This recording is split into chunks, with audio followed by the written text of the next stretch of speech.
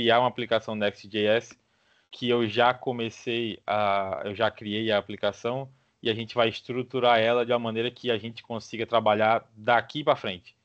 São os passos iniciais, configuração inicial para a gente ter uma API, para a gente ter um tema global, para a gente ter tudo isso. Então, como eu não sei se vocês têm experiência com o Next, a gente tem dois modelos de roteamento que a gente pode usar. A gente tem o modelo do App Router, que fica tudo dentro da... Aqui são projetos diferentes. Nesse projeto aqui, está tudo dentro do app. Como é que funciona o roteamento do app? O roteamento é baseado em pastas. É diferente do Pages Router que a gente vai utilizar, que é baseado em arquivo.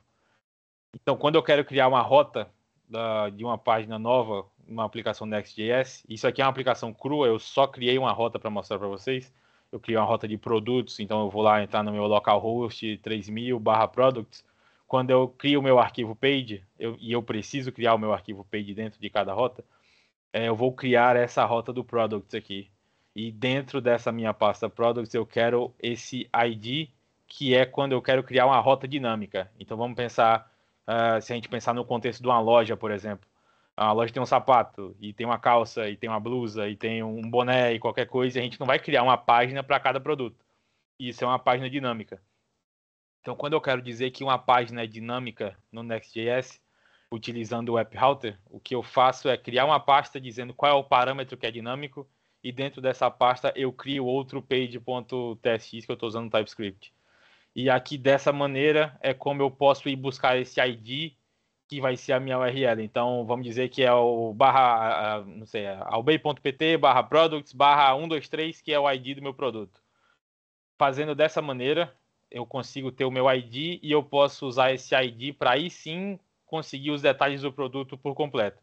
Então, quem é mais de back-end já entendeu a lógica do negócio, que é eu tendo esse ID, eu consigo fazer outra requisição para ir buscar todos os dados que eu quero do meu produto. Então, tem um endpoint de listagem, que eu vou ter todos os produtos, e no meu endpoint de listagem eu vou clicar e vou ser redirecionado para outra página, e nessa outra página é que eu vou ter outra request que vai pegar todos os detalhes desse produto. É assim que praticamente todo website funciona. Qualquer loja que você entrar, é assim que funciona. Você vai ter uma listagem que não vai trazer tudo, porque você não precisa mostrar tudo quando você está fazendo uma listagem de produtos. O máximo que você mostra, vamos dizer, é algum detalhe, uma breve descrição, um título e um preço, uma avaliação. E quando você entra na página do produto é que tem mais detalhes. Aí sim é outro endpoint muito mais completo, com muito mais detalhes. Mas isso aqui é só para vocês entenderem como é que funciona o App Router. A gente vai ter um negocinho para fazer no final, todo mundo junto. E o que a gente vai utilizar é o Pages Router. Por quê? Agora vocês já entenderam como é que funciona o App Router, e o Pages Router ele é um pouco mais didático, porque ele é mais intuitivo, porque eu não preciso ficar criando aquele page. E como ele é orientado ao arquivo e não à pasta, eu posso mostrar para vocês as coisas de uma maneira mais simples.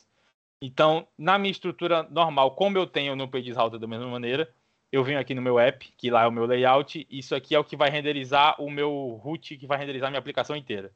Então, isso aqui é o meu principal. Vamos dizer que é o componente core, o componente root que vai renderizar tudo. Eu também tenho o meu document, que é o meu layout, que é como é que o meu HTML vai ser construído. Então, eu tenho a minha tag body, eu vou ter a minha tag do HTML, e isso aqui é como é que o meu HTML se parece. E aqui sim é essa página que vocês estão vendo no navegador aqui na direita, que é o meu index. Por que ele reconhece isso aqui como index? Porque como ele é orientado ao arquivo, se eu não tenho um arquivo home, eu não tenho um arquivo nada, ele vai reconhecer o meu arquivo index como a rota principal de qualquer rota que eu criar. Então, se eu vier aqui e eu criar, por exemplo, a gente vai utilizar uma API pública do Pokémon, então eu vou criar a pasta Pokémons. Se eu vier aqui criar um index.txt, e aqui eu vou dizer que é o meu Pokémons page, dentro desse aqui, se eu vier aqui no meu navegador e colocar /Pokémons, ele vai entrar aqui no meu Pokémons page. Essa é a minha página. Essa é a minha página.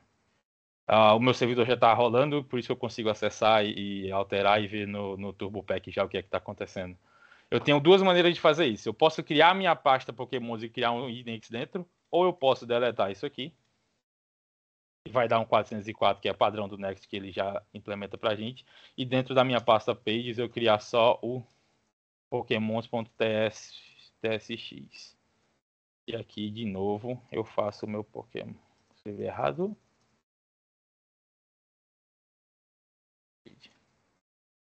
E agora ele tá aqui. Então, eu tenho essas duas maneiras de criar. Como é que a gente, em projeto de produção, realmente faz quando a gente está utilizando o Pages Router? Todas as rotas que são rota base, então, vamos lá. Eu vou ter o que é uma rota base? Eu vou ter a minha index, eu vou ter a minha Pokémons, eu vou ter a minha sobre, nada que tem que vem depois. É a minha rota principal de um subdomínio. Então, eu vou ter a minha barra Pokémons e eu vou ter a minha barra, o nome de um Pokémon, um ID ou qualquer coisa. Então, isso aqui é a minha rota principal.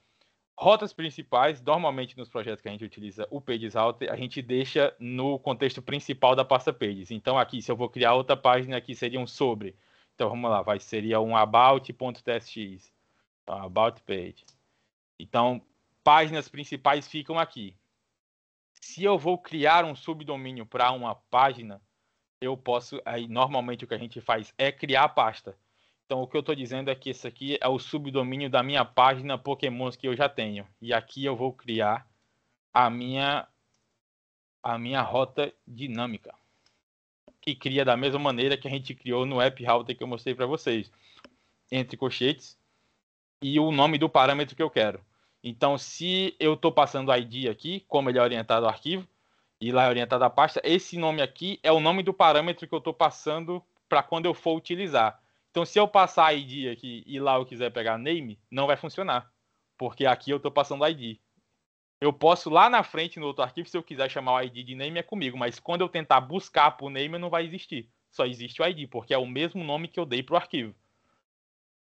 Então, eu posso criar aqui com ID, ou eu posso trocar o nome do meu parâmetro para name. E aqui eu vou criar a minha Pokémon Detail Page. Certo? Então, o que foi que eu fiz aqui agora? Eu tenho a minha página Pokémons, criei uma pasta para indicar todos os subdomínios e criei uma rota dinâmica que recebe um name dentro. Então, o que é que eu posso fazer aqui agora? Eu posso vir aqui, por exemplo, colocar o nome Ricardo.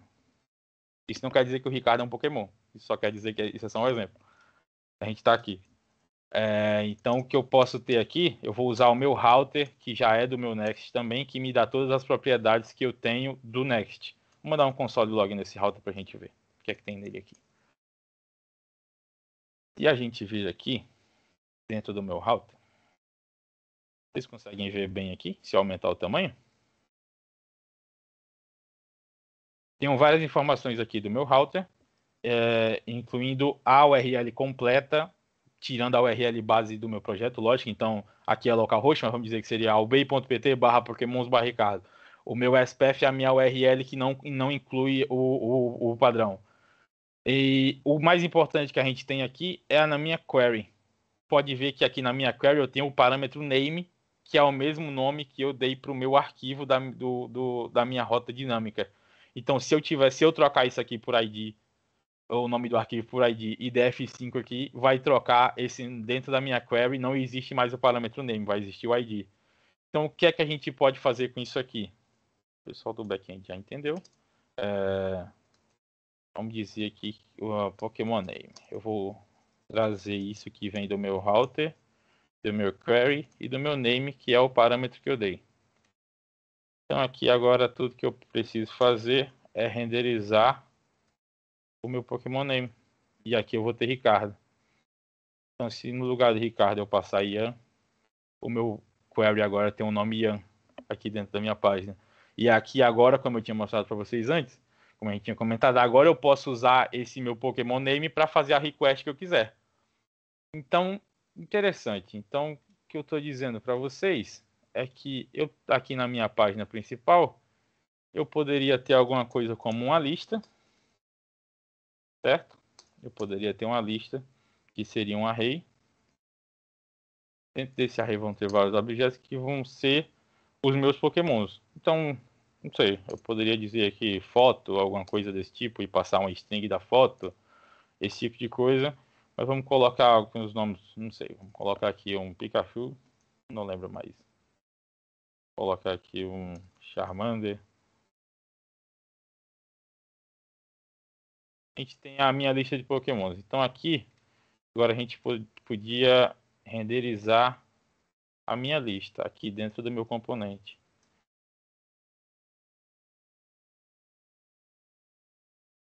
Certo? E aqui, o que eu precisaria fazer era só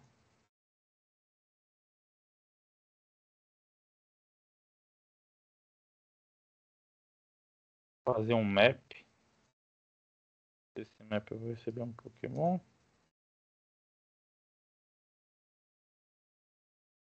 Cada Pokémon.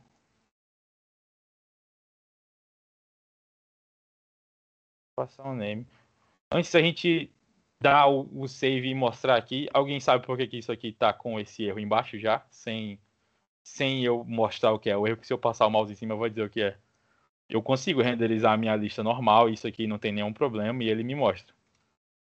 Alguém sabe me dizer o que é esse erro de cara? Quem trabalha com React ou quem já trabalhou com React? É por causa de ID, alguma coisa ou não? Quando eu vou renderizar a lista ou elementos no React, o meu React precisa de um elemento chamado key, que ele vai servir para controlar quando é que esse elemento vai receber alguma atualização. O que normalmente muita gente faz quando chega nesse caso aqui, para eliminar o warning, faz isso aqui. Adiciona um index e aqui no lugar daqui, puxa o index. Ok, isso aqui elimina um warning, perfeito. Mas o problema ainda está lá. Qual é o problema de eu fazer isso aqui e utilizar o index para renderizar a minha lista? Quando eu faço isso aqui, eu estou dizendo que o que importa é o index e não o valor do objeto em si, não o valor do elemento da lista. Então vamos dizer que a gente tem nessa minha lista aqui o Pikachu e o Charmander, e aqui entre um e outro eu quisesse colocar não sei, o Ian. Isso aqui, no index, ele vai alterar, ou se eu quisesse remover, ele vai alterar isso aqui, e o React não vai conseguir identificar, ele vai renderizar toda a lista novamente, porque o index vai alterar, mesmo que o elemento seja igual. Então todo o restante da lista é igual, mas como eu troquei o index de todo mundo porque eu adicionei um elemento no meio, ele vai renderizar a lista inteira de novo. Então, performaticamente, isso aqui é ruim de ser feito. O que a gente faz é colocar algum parâmetro único. Então, vamos fingir que o Pokémon ia ter um ID. Ou se a gente não tiver um ID, o que a gente faz é usar um template string e concatenar elementos. Porque pudesse ser, vamos dizer que isso aqui fosse uma tabela de usuários. E eu estou renderizando a lista de usuários. Então, eu posso ter mais de uma pessoa chamada Ian, ou mais de uma pessoa chamada Maria, ou mais de uma pessoa chamada Ricardo. Então, eu não posso dizer que a minha aqui é o Ricardo, ou é o Ian, ou é a Maria, porque vai ter mais de um e o elemento aqui precisa ser único.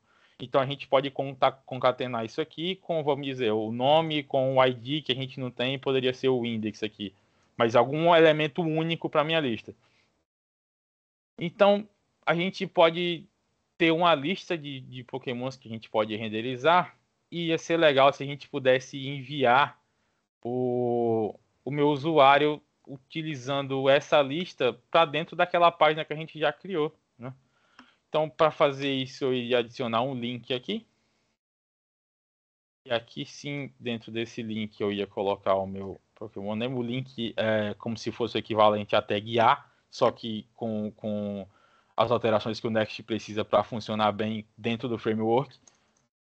E aqui no meu href, o que eu vou fazer, vou colocar também um template string, e vou dizer que aqui no meu Pokémons, vou colocar uma barra, e aqui eu vou levar para a rota, que é o nome do meu Pokémon, que era o que eu tinha falado com vocês antes. Então, quando eu clicar aqui agora no Charmander, eu vou para dentro da página do Charmander. Então, se eu voltar e clicar no meu Charizard, eu vou para dentro da página do meu Charizard. Deixa eu diminuir o tamanho disso aqui.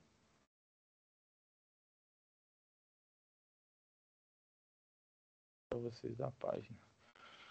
Legal. Mas até agora, tudo que a gente está fazendo parece só que é um back-end fazendo front, né? Não tem nenhum estilo, não tem nada. é só HTML puro, eu estou só mostrando para vocês como é que a gente pode renderizar uma lista. E usar essa lista para, com os recursos do Next.js, eu conseguir entrar na página dessa e aí sim fazer uma request para um endpoint do Charizard, buscar todas as informações do Charizard. Ok. Como é que a gente pode adicionar um tema global numa aplicação? Tem várias utilidades de você ter um tema global. A primeira coisa que todo mundo pensa quando a gente fala em tema global é a modo noturno. Se você tiver um tema bem definido, com um clique é muito fácil de você alterar para um modo noturno qualquer coisa que você queira fazer. É muito simples de você fazer isso. Então, o que a gente vai fazer aqui, a gente vai adicionar um... Só entrar na página aqui. Entrar na pasta certa, que a gente vai instalar um pacote. A gente vai utilizar o Material UI para cuidar do nosso tema global. Por que a gente vai utilizar o Material UI? Muitas empresas usam ele, porque a gente pode customizar um tema, mas ele já vem com bastante coisa pré-definida, o que facilita muito na hora do desenvolvimento. Então, eu já tenho vários componentes com tratamento de acessibilidade, que é uma coisa que a gente ignora. Muita gente ignora na hora que está fazendo uma aplicação. Acessibilidade é muito importante. Se você entrar, por exemplo, no site da Amazon e você soltar o seu mouse e entrar no site da Amazon e apertar a tab 2 ou 3 vezes, vai acionar um recurso de acessibilidade que vai jogar você lá para o conteúdo principal. Para a gente que é usuário normal, usuário regular, que não tem nenhum tipo de deficiência, isso não quer dizer nada. Porque, ok, isso vai me jogar para o conteúdo principal, mas eu podia só pegar meu mouse e ir até lá.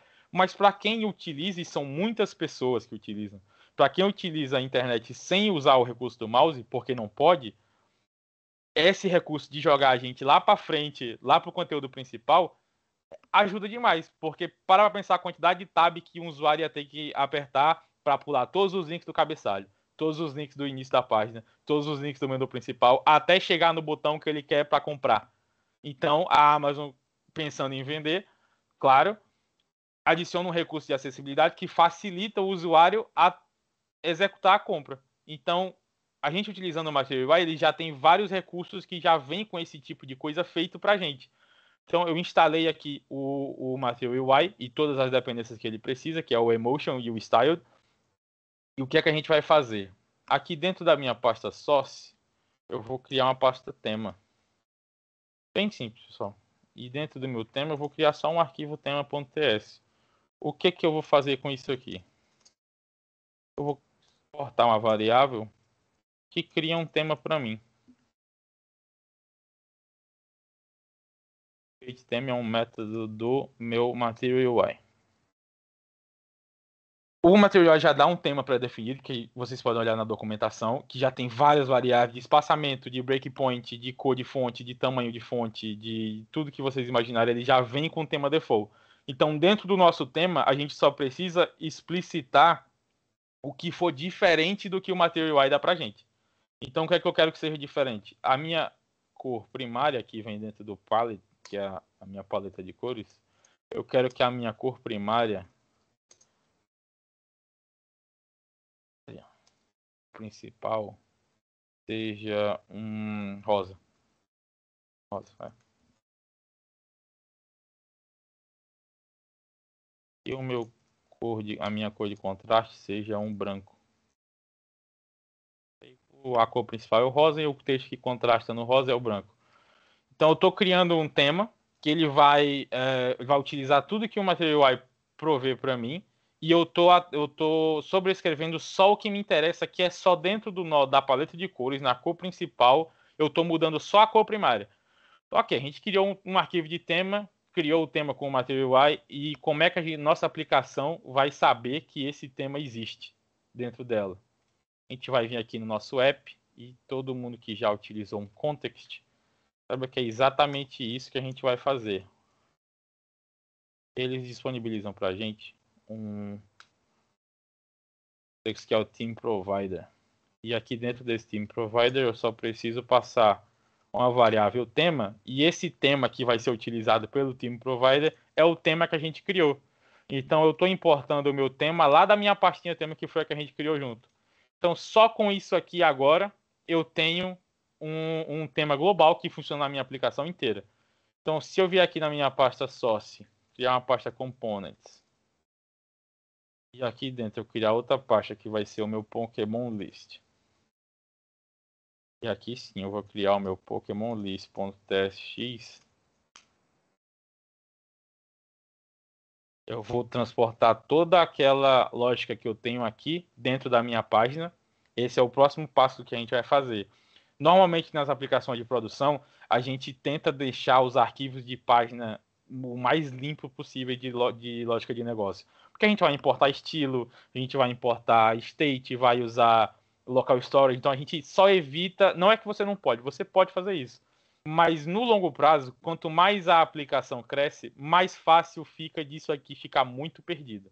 Se tiver muita lógica dentro da tua pasta Pages, você pode fazer. A gente vai acessar local storage ou session storage, dependendo do gerenciamento de estado que a gente tiver. Então, quanto mais isolado isso tiver do meu Pages e eu estiver só acessando, é melhor, é mais fácil de manter. O meu Pages está sempre limpo, que é o que o Next usa para fazer o roteamento. Então, a gente tenta não atrapalhar o framework nisso aqui.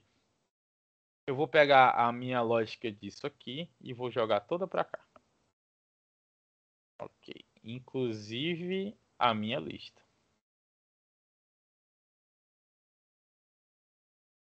Preciso só importar o meu link. E aqui, em vez de fazer tudo isso, eu vou só trazer o meu Pokémon List. Então vamos voltar aqui para a minha lista. A minha lista agora está assim. Então, o que é que a gente pode fazer agora que a gente colocou um tema global? Eu vou criar outro arquivo, que é o Pokémon List.styles.ts. E esse aqui vai ser o meu arquivo de estilo. Mas .ts é .ts. A gente vai fazer o que todo mundo chama de CSS em JS. A gente vai usar o style, a API do Style Components. Todo mundo quer aprender, todo mundo gosta, todo mundo acha legal. Eu também acho bastante legal. E a gente vai utilizar a versão que o Material UI provê para a gente, que ainda vem com mais recursos. Então, eu fechei aqui a aba de arquivos só para a gente ter mais espaço na tela, mas o que importa é que a gente vai fazer aqui agora. O que eu quero fazer? Vamos criar um componente para o meu título. Vamos chamar ele de main title. Isso aqui vai ser um style. E aí eu já vou importar o style que vem com o Material UI. Eu posso aqui utilizar algumas coisas que o Material UI me dá, ou eu posso estilizar uma tag HTML padrão, chamando ela como string. Então, chamei uma string. Aqui dentro eu vou chamar o meu tema. Dentro do meu tema, eu vou chamar... Aqui sim eu vou fazer a minha estilização. Por que eu estou colocando um parêntese e colocando o objeto dentro? Quando eu coloco um parêntese depois da minha arrow function, o que eu estou querendo fazer é só estou dizendo que ele tem um retorno implícito. Então agora eu estou explicitando qual é o valor do retorno dessa função, que vai ser o meu estilo. Então eu posso só dizer que a cor dele, e aqui eu já não preciso mais fazer nada, eu já tenho acesso ao meu tema inteiro. Então posso fazer só o meu tema, vou lá na cor e colocar a cor primária que a gente alterou. Então aqui agora, quando a gente for utilizar o meu title, tudo que eu preciso fazer é só vir aqui e chamar esse cara de main title. Ele também vai ser uma tag H1, que foi o que eu estilizei aqui, e agora ele tem a cor que a gente colocou. Então, por que a gente utiliza o Style Components? Dá para ver que já com um exemplo simples, que é só um título, a gente evita de ter isso aqui. Que num componente que tem uma lógica mais complexa, isso aqui é muito chato de lidar. Que fica muita coisa, tem muita classe, tem muita coisa adicionada dentro de uma tag, e é display flex, e justifica ao centro, e joga para um lado, joga para o outro, aumenta o padding, aumenta a margem, muda a cor, muda a margem. Fica muita coisa junto com a lógica. Então aqui, quando a gente utiliza uma coisa como o Style Components, a gente isola toda a nossa lógica e deixa todo o nosso estilo dentro de um arquivo separado.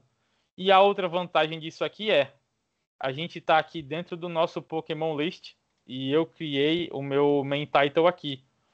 Normalmente a gente faz isso porque esse estilo vai ser utilizado só aqui, mas nada me impede de eu vir aqui, por exemplo, na minha pasta name, e isso aqui agora ser um main title, porque eu posso reutilizar lá na minha página de detalhes um estilo que eu criei para outro lugar. Então, quando eu clicar aqui agora, também vai ter o mesmo estilo e também vai ser uma tag H1. Eu consigo reaproveitar esse componente que eu estilizei em um lugar na minha aplicação inteira. Então, a gente tem um tema global, a gente tem uma coisa muito mais organizada, e aqui tudo que eu precisei fazer para utilizar em outro lugar foi literalmente só chamar o componente, e ele já vem estilizado. Então, vamos voltar para como isso aqui estava antes, que era uma div. Estava aqui antes da gente importar o nosso componente, certo? Vamos voltar aqui na nossa estilização e voltar para cá. Vamos estilizar a nossa lista. Tá. Vamos chamar isso aqui de list container. Pode utilizar a mesma UL que a gente estava utilizando antes. E aqui dentro eu vou chamar o meu tema. Uma coisa que eu posso dizer para vocês, por exemplo, isso aqui eu posso colocar só um padding de 20. E o meu linter até deu um warning aqui do meu tema. Eu não sou obrigado a passar o tema para minha estilização. Se eu não vou utilizar o meu tema, eu não preciso passar ele. Então aqui o que eu vou fazer é só trocar isso aqui por list container. E agora eu já tenho meu padding, posso colocar uma borda.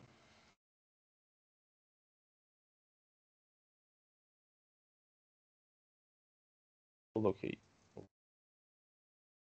Tem uma borda e eu posso fazer a mesma coisa para um item. E agora para o item a gente pode fazer utilizando um componente já do Material UI, que é para a gente ter um exemplo para vocês de como é que as coisas funcionam se a gente utilizar um componente já pronto. Então aqui eu não vou fazer nada, eu não vou fazer nenhum tipo de estilização. Eu vou só dar um pad de 10 e dizer que o meu list item é um card. Vai ser só isso, eu não vou fazer mais nada. Só pra gente...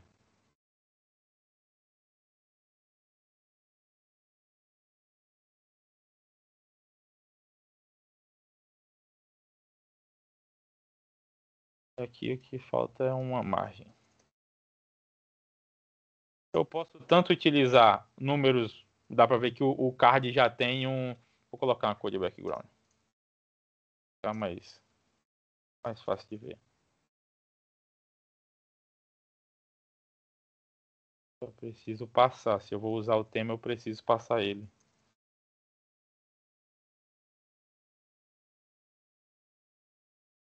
O card já vem com a certa estilização. Ele já tem um box shadow, já tem alguma coisa. E aqui a gente pode também...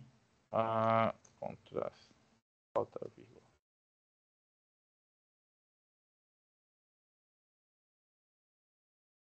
E aqui agora a gente já tem a nossa lista estilizada, certo?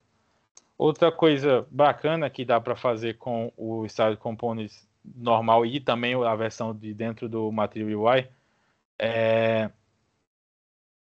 eu posso também acessar pseudo-seletores. O que é um pseudo-seletor no front-end? Eu não vou selecionar nenhum elemento, eu vou só dizer que quando eu fizer o hover nesse card rosa, eu quero só que ele aumente.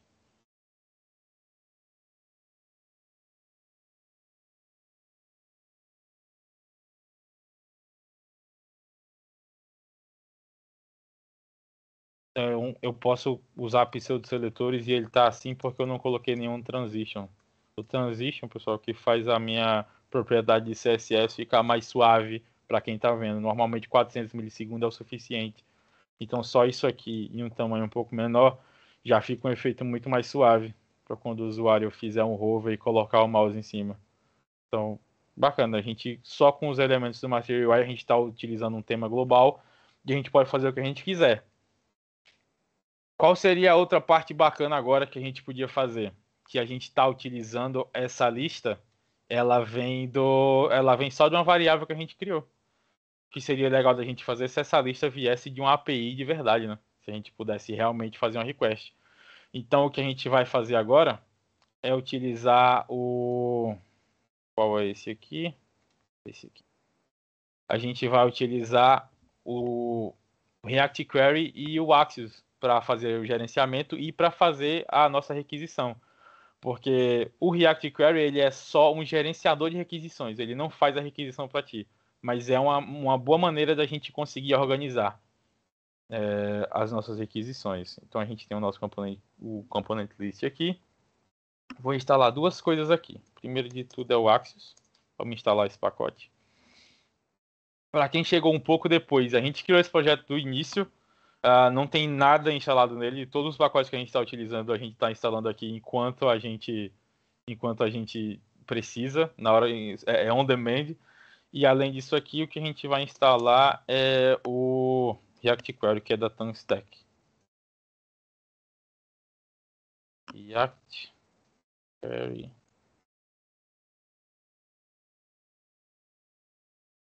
Vamos instalar os dois. Então agora o que a gente vai fazer é um serviço para nossas requests. Assim que ele instalar o nosso pacote. Já instalamos o Axios, que vai realmente fazer a nossa requisição. E o React Query, que vai fazer o gerenciamento dos estados dessa requisição. Para a gente não ter que fazer nada, não ter que fazer todo o tratamento, porque nem toda request vai dar certo. Então, tratamento de erro, se deu errado, se está fazendo refetch, se está revalidando, se está em cache, o que está fazendo, o React Query faz tudo isso para a gente. E o nosso código fica muito mais limpo. Então, aqui dentro da minha pasta source, eu vou criar uma pasta API. Dentro da minha pasta API, é só um arquivo chamado fetch service, que é um TypeScript. E o que eu vou fazer aqui, dá para ver esse arquivo aqui? Dá, não dá? A gente vai criar, usando o Axios,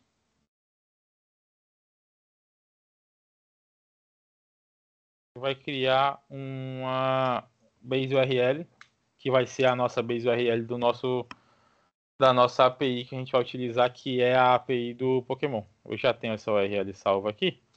Normalmente, quando eu vou criar isso, eu tiro a barra do final, porque num padrão que quase todo mundo usa, quando a gente vai definir qual é o endpoint, a gente vai fazer, por exemplo, barra usuário, barra produtos. Então, a barra que vem depois do V2 vai vir quando eu for chamar o endpoint. E aqui vamos só dar um timeout de 1000 para a gente não ser banido pela API pública também. Ok. Então agora a gente já tem o nosso fetch service, que é um Axios. É um Axios Create. O que a gente precisa fazer agora além disso? A gente precisa criar um cliente de gerenciamento de requisição dentro da nossa aplicação. Então a gente vai vir aqui dentro do nosso Pages, e tão complexo quanto foi passar o tema para a aplicação, vai ser passar o cliente de requisição. A gente vai só criar um query client, que vem disso aqui, do meu método query client. Vou só dizer que isso aqui é um new query client. E aqui eu vou usar só um query client provider. Aqui. E vou dizer que o meu client é esse que eu acabei de criar junto com a aplicação. Então agora a gente já tem também um serviço de gerenciamento de requisição dentro da nossa aplicação. Então, qual é o próximo passo agora? A gente já fez já criou o serviço que vai fazer a request e já criou o gerenciamento de request. Qual é a próxima parte? A próxima parte é fazer a request. Então, normalmente, qual é a estrutura que eu adoto? Eu vou criar aqui dentro do meu Pokémon List, que é onde vai ser feito, eu vou fazer o arquivo query.ts. Então, aqui dentro o que é que eu vou fazer? Aqui sim, eu vou criar um hook customizado que vai ser o useGetPokémon.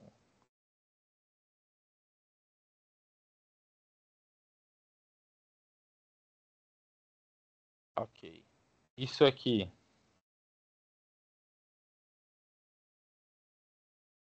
vai ser uma requisição assíncrona, porque ele vai ser a nossa função que vai fazer. Então, o que é que essa função vai fazer? Ela vai ter um response,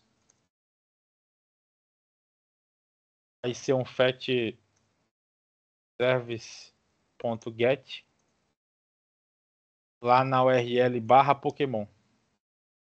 E o que a gente vai retornar para o nosso usuário? Dá 2 cliques aqui para ganhar mais espaço. Ok. Vai retornar o data. O que está dando errado aqui? O que está faltando? Não existe nada. Por quê? Porque eu preciso que a request seja completada para eu poder ter um data. Então eu vou esperar o meu serviço completar a request para eu poder ter um response. E aqui o que eu vou retornar para o meu hook é o use query, que é um hook do próprio React Query para cá. E aqui eu vou utilizar uma query function, que vai ser o meu get Pokémons, que ele precisa de uma request, e uma query key, que é o identificador para minha request, que precisa ser um array. Vamos lá. O que é que eu estou fazendo aqui, pessoal? Eu criei um hook customizado, que vai ser o meu use get Pokémons.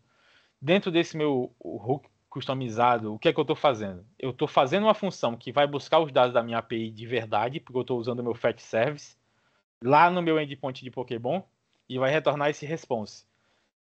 Depois da execução dessa função, o que é que eu estou retornando nesse meu hook use get Pokémons? Eu estou usando o hook use query que vem do React Query, que recebe uma função e uma key.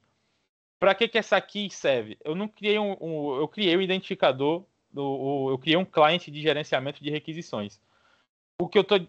Quando eu passo isso aqui, é como se eu passasse o ID da minha requisição e dizer, olha, o que aconteceu agora foi a requisição get Pokémons. Quando outra requisição acontecer, ele vai ver se é a mesma requisição que aconteceu o get Pokémons e vai revalidar os dados. Oh, não é essa, é outra requisição, então tá tudo bem. Não preciso revalidar, não preciso manter em cache. Então ele tem todo o controle de quando as requisições acontecem, mas eu preciso passar uma key para ele. Inclusive, essa key não pode ser igual para mais de uma requisição, senão você vai ter problema. Uma requisição vai chamar outra. Então você vai atualizar um dado que você não quer que atualize. Se eu tenho a get Pokémon e eu vou fazer o get usuário, e lá no get usuário eu copiei o código e coloquei get Pokémon, quando eu fizer a requisição get usuário aqui, vai chamar o outro endpoint, vai atualizar lá o dado e vai fazer a requisição toda de novo. Porque a revalidação é em cima desse key. Então o key precisa ser uma propriedade única dessa minha query. Então agora que eu criei o meu useGet Pokémons, só o que eu preciso fazer é vir aqui. Agora, como é que eu uso esse negócio? Olha como é fácil. A gente vai exportar vai desestruturar um data e vai trazer o meu useGet Pokémons. E aqui eu vou chamar isso de Pokémons Data.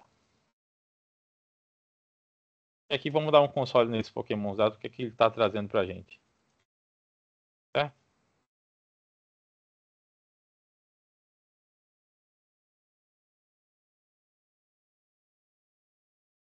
Tem alguma coisa errada aqui. Query. Query function, get Pokémons, assim, que await, get Pokémon, tá certo.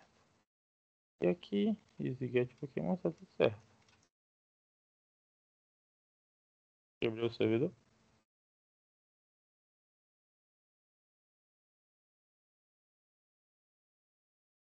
Vou iniciar o servidor aqui, que eu acho que eu quebrei o servidor.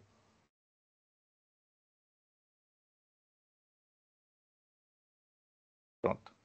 Agora tá aqui. Como eu instalei, eu fiz a biblioteca do Axios, instalei o Axios, fiz o serviço de request, fiz o meu query client, eu precisava reiniciar o servidor para ele poder startar com o meu query client. Ele não estava identificando qual era a requisição porque não existia nada e ele não ia conseguir fazer a request.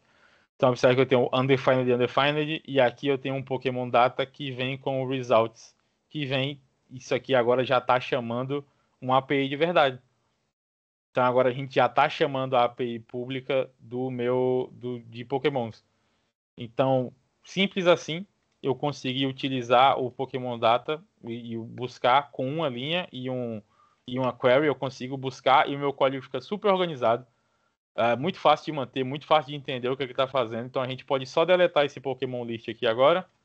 E aqui dentro do meu Pokémon Data, eu vou buscar dentro do Results. Vou buscar lá. E agora aqui, a gente já está consumindo os dados do endpoint de Pokémons que existem. Então, agora a gente já tem uma aplicação integrada com a API real.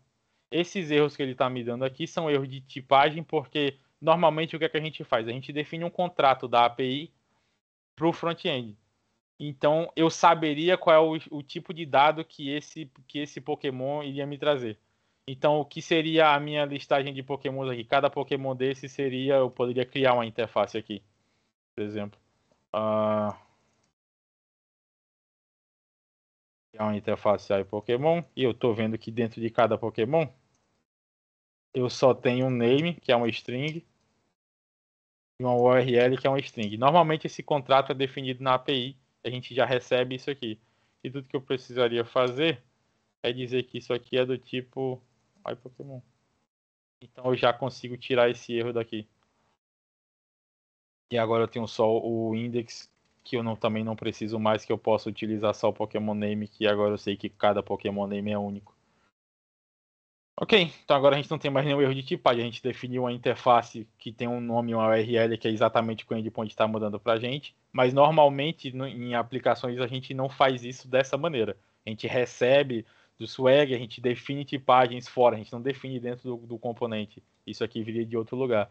Então agora a gente já tem uma listagem, um tema global, a gente já consegue renderizar essa lista. Quando eu clicar aqui no Bulbasauro, ele vai para dentro da minha página do Bulbasauro. E aqui dentro da minha página do Bulbasauro, o que é que eu vou precisar fazer? A mesma coisa que eu fiz para a minha página de lista, que essa vai ser a missão de vocês. Eu quero que vocês tentem fazer isso aqui agora, pelo menos para a interna do Pokémon. A gente já tem todo o código. Quem tiver algum interesse em fazer, quem estava acompanhando junto comigo aqui como é que a gente faz isso, quem quiser o código pode me mandar uma mensagem no LinkedIn, é só procurar pelo meu nome. E eu vou mandar o código para vocês e vocês podem continuar de onde eu parei. E o outro desafio que eu tinha para vocês era fazer a mesma coisa que a gente fez aqui, só que dentro de um app utilizando o App Router, não o Pages Router.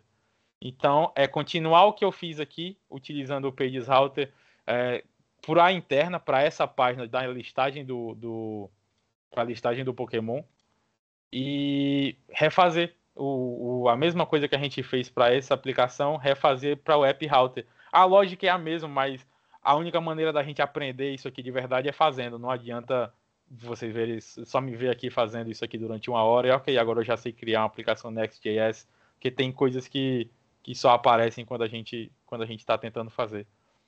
Certo, pessoal? Ficou claro? Deu para todo mundo acompanhar? Deu para entender como é que a gente cria a aplicação, como é que define o tema, o client faz a requisição e organiza o código? A Lara tinha um link para me mandar para eu enviar para vocês. Eu não sei se ela enviou. A Lara ainda está aqui. A Lara ainda não está aqui. Era isso, pessoal. Quero saber se vocês têm alguma pergunta. Era isso que eu tinha para compartilhar com vocês. A gente criou uma aplicação. Espero que não tenha sido muito rápido. Tentei não consumir muito o tempo de todo mundo. E a gente criou uma aplicação do zero até o ponto onde a gente consegue chamar uma API e usar essa API. Quero saber de vocês se vocês têm alguma pergunta.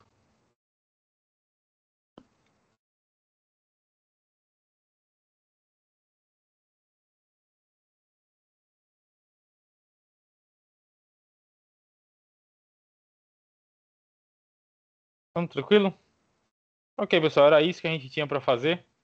Muito obrigado por todo mundo que ficou aqui até o final. Espero que tenha sido proveitoso e vocês tenham aprendido como é que a gente faz isso aqui. E qualquer dúvida é só me chamar. E a gente pode trocar uma ideia, eu posso mostrar para vocês mais coisas, entrar em mais detalhe, pode partir para um lado onde a gente pode utilizar gerenciamento de estado, e aí a gente faz uma aplicação do Stand, ou Redux Toolkit, XState, ou só o local storage puro, e esse tipo de coisa para a gente também distribuir dados ao redor da nossa aplicação, certo? É isso, pessoal. Muito obrigado. Era isso que a gente tinha por hoje, e até a próxima. Não, obrigado. Até a próxima. Obrigado. Obrigado.